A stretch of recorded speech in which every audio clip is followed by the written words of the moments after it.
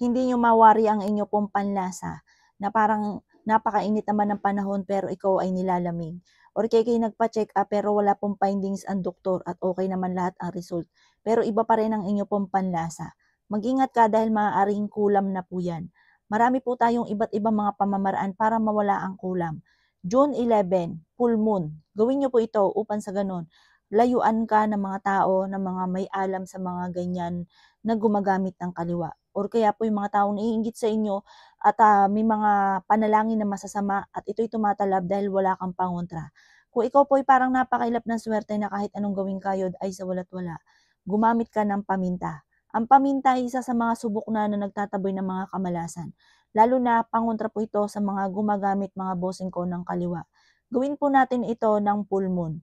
June 11. Isang beses lang pong dumarating ang full moon sa loob ng isang buwan. Kaya, huwag niyo pong palalampasin ang full moon. Yan po mga bossing ko ay isa sa mga subok na't inaantabayanan ang full moon dahil ito po ay isang beses na dumarating sa loob ng isang buwan at inaantabayanan at ginagamit po ito sa mga gumagamit ng mga pang-alis ng mga kamalasan. Kagaya ng halimbawa, ikaw po ay nakulam. Kapag ikay nakulam, naku mga bossing ko, lalo't hindi nyo po nalaman kung anong solusyon po dyan, ay maaaring yan po ay talagang pupurwisyuhin ka niyan talaga. Yan po ay mararamdaman nyo po na parang hindi ka na nakakakilos ng maayos at laging ikaw ay lutang. Mainam po na meron kang ganito, mapabata, mapamatanda, pwede itong gawin mga bossing. Basta sa pulmo nyo ito gagawin ng alas 7 ng gabi. At pagkatapos ay banggitin ang salitang ito na nandito sa screen. Papakita ko dito, banggitin nyo, ilista nyo to, isave nyo ang aking video at ito po ay marami na po ako naturuan ng ganito na nakatulong po sa kanila para sila po ay maalis ang mga kulam or kaya yung mga kamalasan na pinagdadaanan po nila. Banggitin nyo po ang murmurum, murmutum, mursyatum, solensaam, ambadador.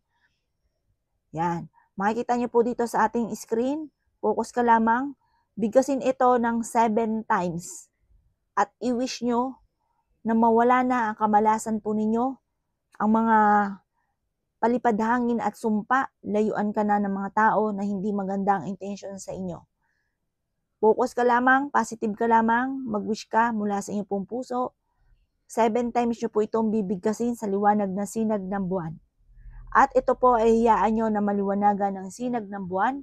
At pagkatapos, kinabukasan na itapon nyo po ito sa basurahan. Ang pamintang ito ay hihigop ng negative energy. Kung naman ang mga kamalasan na pinagdadaanan po ninyo ay aalisin po niya. Subok na po ito, napakaswerte mga bossing ko pagdating sa usapin ng paminta, ng pantaboy ng mga ganyang sitwasyon. Mga gumagamit ng mga black magic.